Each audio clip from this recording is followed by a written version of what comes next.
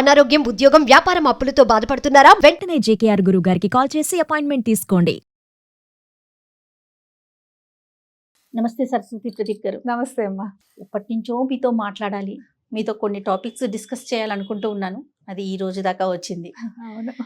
ఒక మోటివేషనల్ స్పీకర్గా, parenting tips మీద కానీ, లేకపోతే ప్రీ మ్యారిటల్ కౌన్సిలింగ్ కానీ, ఒక కౌన్సిలర్గా అంటే ఎన్ని వీడియోస్ చూస్తుంటానో మాటల్లో చెప్పలేను. మీవి ప్రదీప్ గారివి కూడాను. నాకు మీతో పేరెంటింగ్ మీద కొన్ని టాపిక్స్ మాట్లాడాలి, డిస్కస్ చేయాలి, కొన్ని ప్రజలకి, సుమన్ టీవీ ప్రేక్షకులకు అందించాలనే ఉద్దేశంతోనే నేను ఈ ఎపిసోడ్ స్టార్ట్ చేస్తున్నానండి. తప్పకుండా అమ్మా, తప్పకుండా. ముందు మనం పిల్లల దగ్గర నుంచి మొదలు పెడదాం. ఓ ఎస్. పిల్లల విషయం తీసుకుంటే మేడం, నో అనే దాన్ని యాక్సెప్ట్ చేయలేకపోతున్నారు. ఎందుకు అంటే నా నాలెడ్జ్ ప్రకారం వాళ్ళు అడగక ముందే అన్ని కాళ్ళ దగ్గర తీసుకొచ్చి పెట్టేస్తున్నాం. వాడికి ఇది అవసరం అవుతుందేమో, తనకి ఇది అవసరం అవుతుందేమో అని ముందుగానే గుర్తించి ఇచ్చేస్తున్నాం. అవును. అలా తీసుకోవటం అలవాటు అయిపోయిన పిల్లలకి ఎప్పుడైనా ఒక్కసారి ఏదైనా నో అంటే దాన్ని అసలు రిసీవ్ చేసుకోలేకపోతున్నారు. అది కరెక్ట్. అది అంటే మన వరకు, మన ఇంట్లో ఉన్నంత వరకు సరిపోతుంది. ఇప్పుడు ఎట్లా అయ్యారంటే ఒక 10th వరకు మన చేతుల్లో ఉంటున్నారు. తర్వాత ప్రపంచంలోకి వెళ్ళిపోతున్నారు. కాలేజీలని, హాస్టల్స్ అని, జాబ్స్ అని, లేదా నెక్స్ట్ పెళ్ళి. అవును. అలాంటి చోట చాలా ఇష్యూ అయిపోతుంది కదా. మనం ఇది ఎంతవరకు నేర్పించాలి? నో అనేది అసలు ఎప్పటి నుంచి అలవాటు చేయాలి పిల్లలకి?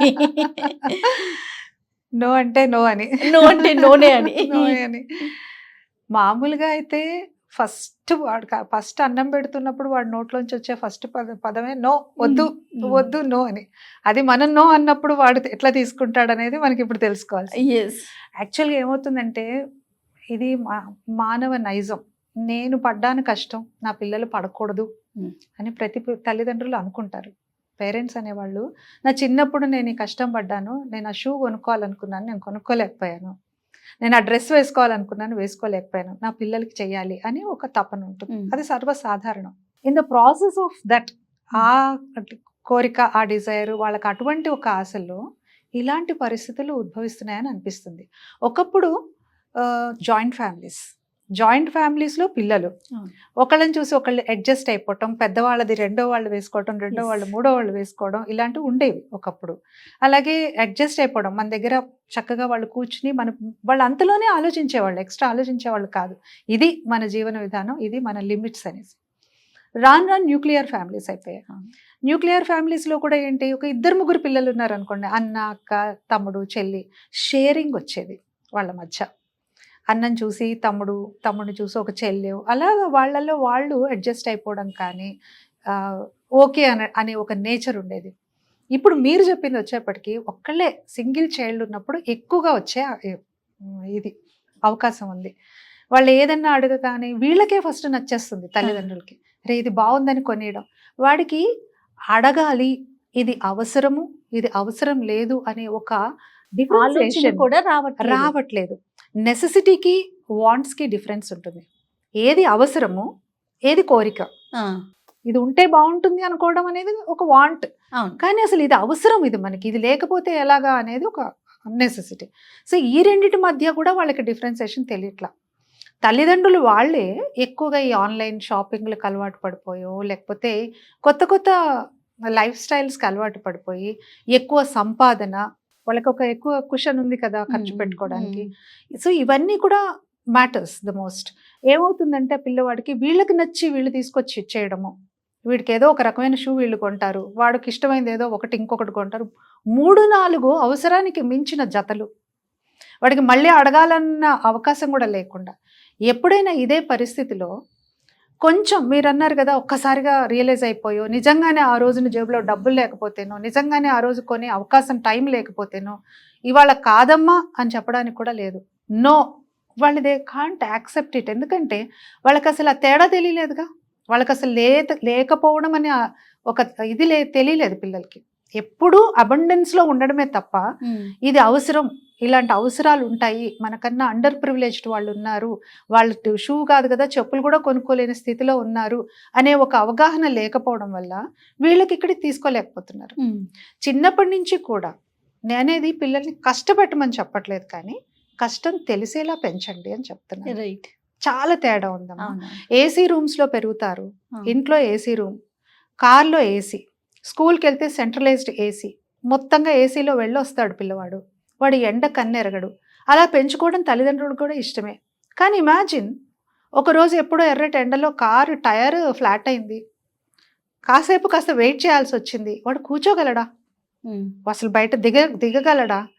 హిస్ నాట్ యూజ్ టు కదా ఆ కైండ్ ఆఫ్ లివింగ్కి. కష్టపెట్టమనట్లా, అట్లీస్ట్ ఎప్పుడన్నా ఒకసారి బాబు ఇలా ఉంటుంది లైఫ్, పక్కన లేని వాళ్ళకి ఇలా ఉంటుంది, ఉన్న వాళ్ళకి ఇలా ఉంటుంది అనేది ఒక ఎక్స్పోజర్ తల్లిదండ్రులే ఇవ్వాలి ఫస్ట్. అది చూపించిన రోజున నాన్న మన దగ్గర ఈ రోజు డబ్బు లేదు, నిన్న ఉంది కొనిపెట్టా, ఈ రోజు లేదు, నువ్వు ఈ రోజు వెయిట్ చేసావంటే రేపటి రోజున మళ్ళీ మనకు వస్తుంది. ఇలాంటివి సిచ్యువేషన్స్ పిల్లలు కూడా ఏం అంత తెలియకుండా ఏం లేరండి. ఇదివరకు రోజుల్లో అమ్మ అటెళ్లకు మా అమ్మాయికి చెప్పేవాళ్ళం మేము, నాన్న నేను వస్తాను వెంటపడేది వాళ్ళ నాన్నతోనే ఏదైనా ఊరికి. లేదు అక్కడ రైల్వే ట్రాక్ అంతా మునిగిపోయింది, వర్షం వచ్చేసింది అనగానే ఓకే అనుకునేది. అంత ఇన్నోసెన్స్ కొంచెం ఉండేది. నువ్వెలా వెళ్తున్నావు అని అడగలా. ఇప్పుడు పిల్లలకి అలాంటిది లేదు కదా.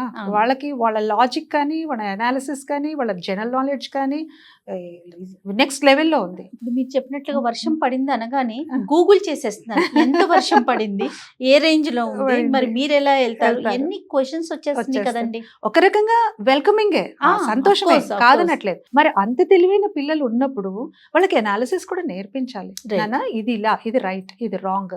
ఉన్న వాళ్ళు ఉంటారు, లేని వాళ్ళు ఉంటారు. మన దగ్గరే ఒక రోజు డబ్బులు ఉంటాయి, ఒక రోజు ఉండవు. కరోనా లాంటి సిచ్యువేషన్స్ చూసొచ్చాము. ఇవన్నీ కూడా రియల్ లైఫ్ సిచ్యువేషన్స్ ని పిల్లల్ని మనమేం భయపడాల్సిన అవసరం లేదు. వాళ్ళకి చూపించి ఇలా ఉంటుంది, ఇలా ఉంటుంది అని చెప్తే అర్థం పెద్దవాళ్ళ కన్నా ఇంకా ఎక్కువ పిల్లల్లో అర్థం చేసుకునే తత్వం. వాళ్ళు మైనల్ లాంటి వాళ్ళండి. మనం ఎలా మలిస్తే అలా ఇప్పటికి కూడా మీరు చూడండి ఎంతమంది పిల్లలు ఎక్సెల్ అయిన వాళ్ళు, 4 ఏళ్లకే వరల్డ్ రికార్డ్స్ చేసిన వాళ్ళు ఉన్నారు కదా. సో ఇట్లాంటి పిల్లలు మంకు పట్టే వాళ్ళు, నో అంటే వినకుండా కావాలని పేచి పెట్టే వాళ్ళకి కొంచెం ముందు నుంచే అవగాహన తల్లిదండ్రుల్లోనే బేసిక్గా రావాలి అని చెప్తున్నాను. ఎందుకంటే మీరు అన్నట్టు 10th తర్వాత ఆడు హాస్టల్కి వెళ్తాడు, లేకపోతే హైయర్ స్టడీస్కి వేరే ప్లేస్కి వెళ్తాడు. అక్కడ వాళ్ళు చిన్న ఫెయిల్యూర్ని కూడా యాక్సెప్ట్ చేయలేదు. చిన్న ఇక్కడ వచ్చింది వీడు చేసిందే గొప్ప అనుకున్న దగ్గర నుంచి నువ్వు 3rd ప్లేస్లో ఉన్నావు, 4th ప్లేస్లో ఉన్నావు అన్నా కానీ కూడా తట్టుకోలేకపోతున్న స్థితిలోకి వస్తున్నారు. మీరు మొదట్లో ఒక మాట చెప్పారు, అక్క అంటే మన ముందున్న వాళ్ళ దగ్గర నుంచి మనం వస్తువులు తీసుకునే. నేను ఎగ్జాంపుల్ చెప్తాను. నాకు 2 అక్కలు. పెద్దక్క వాడింది రెండో అక్క వాడిన బ్యాగ్ నేను. అట్లా ప్రతిదీ షేరింగ్. అంటే పైనుంచి కింద దాకా ఆ షేరింగ్ అనే ఒక క్వాలిటీ తెలియకుండా ఆటోమేటిక్ గా జరిగిపోయేది. అక్కడ క్వశ్చన్స్ లేవు. అంతే. అక్కది నేను ఎందుకు వాడాలి, లేదా చెల్లిది నేను ఎందుకు వాడాలి అనే క్వశ్చన్ లేదు. తను వేసుకున్న బట్టలు తనకు టైట్ అయిపోతే నెక్స్ట్ నా తర్వాత మా పిన్ని పిల్లలు, పెద్ద అట్లా కజిన్స్ కూడా ఫాలో అయ్యేది. కానీ అసలు ఆ సిస్టమ్ ఎక్కడుందండి? మీరు అన్నట్టు ఒకళ్ళే ఉంటున్నారు, సింగిల్ చైల్డ్స్.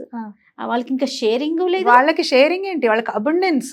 ఒక జత దగ్గర 10 జతలు ఉంటున్నాయి. వాల్యూ తెలియట్లేదు. ముందుగానే అంటే మార్పు అనేది పేరెంట్స్ వైపు నుంచే రావాలంటే ఫస్ట్ పేరెంట్ నుంచే రావాలండి. పేరెంట్సే రావాలి. పేరెంట్స్ నుంచే. నా చిన్నప్పుడు నేను చేయలేకపోయాను, ఇప్పుడు వీడు కావాలి అనుకోవడం వరకు ఓకే, ఒప్పుకుంటాను. కానీ వాడు కూడా పరిపూర్ణంగా ఎదగాలి. ఇప్పుడు మీరు ఒక చిన్న ఎగ్జాంపుల్ చెప్తా అండి. సీతాకోకచిలుక ఎలా అయిందండి? మంచి ఎగ్జాంపుల్. అదెంత ప్యూపా దశ, ఎన్ని దశలు దాటుకుని స్ట్రగుల్ అయ్యి లోపల ఫ్లూయిడ్స్ అన్ని ఫామ్ చేసుకున్న తర్వాత ఎగిరింది. అయ్యో కష్టపడిపోతుందని ముందే కట్ చేస్తే అది ఇంకా జీవితాంతం ఎగరలేదు కదా. ఆ కథ అందరికీ తెలుసు. మరి అలాగే పిల్లలు కూడా అంతే. Let them have that strength in there wings. వాళ్ళ ఆలోచనల్లో కానీ, బాడీలో కానీ, అన్నింటిలో కూడా ఆ స్ట్రెంగ్త్ వాళ్ళకి రావాలి అంటే వాళ్ళకి ప్రతిదీ ఆ స్ట్రగుల్ కానీ, ఆ కష్టం కానీ తెలుసు. అంటే ప్రెసెంట్ అంత నేర్పించట్లేదు అంటారా మీ ఉద్దేశం? ఎందుకు నేర్పించట్లేదండి? చాలా మంది నేర్పించే వాళ్ళు ఉంటారు. కొన్ని చోట్ల మీరు చెప్పింది ఇప్పుడు ఏది మనం ఏ టాపిక్ మాట్లాడినా జయలక్ష్మి గారు, అది కొంత శాతం వరకే. మొత్తం 100% ఇలాగే ఉన్నారు ఇప్పుడు పేరెంట్స్ అనడానికి లేదండి. నేను నా చుట్టూ ఎంతో మందిని చూస్తున్నాను. వాళ్ళు ఎంత బాగా పెంచుతున్నారు పిల్లల్ని, ఆల్రౌండ్ డెవలప్మెంట్ ఇస్తున్నారు. ఒకప్పుడు చదువే మా అప్పుడు చిన్నప్పుడు ఎలా ఉంది, ఇది పాట ఎక్కువసేపు పాడినా, డాన్స్ క్లాస్కి వెళ్తా అన్నా చదువు భంగం అయిపోతుంది అన్న ఫీలింగ్ కదా.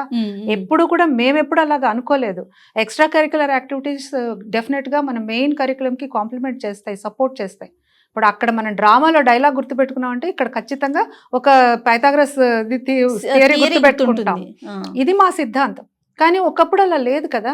చదువుకోవాలి, నువ్వు పాటలు నువ్వు యాక్టింగ్లు అంటే నీకు ఇక్కడ చదువు ర్యాంక్స్ చూసేవారు ర్యాంక్స్, డాక్టర్లు, ఇంజనీర్లు. కానీ ఇప్పుడు చాలా చేంజ్ వచ్చింది, అన్నిట్లో ఎంకరేజ్ చేస్తున్నారు పిల్లల్ని. తల్లిదండ్రులు టైం పెట్టుకుని వెళ్ళి వాళ్ళకి ప్రాక్టీసులకి తీసుకెళ్తున్నారు, క్లాసుల్లో చేర్పిస్తున్నారు. అందరిని అంటానికి లేదు, ఒక వర్గం వాళ్ళకే మనం మాట్లాడేది. అంతే అంతే, డెఫినెట్ గా. Thank you so much. Thank you, నమస్తే.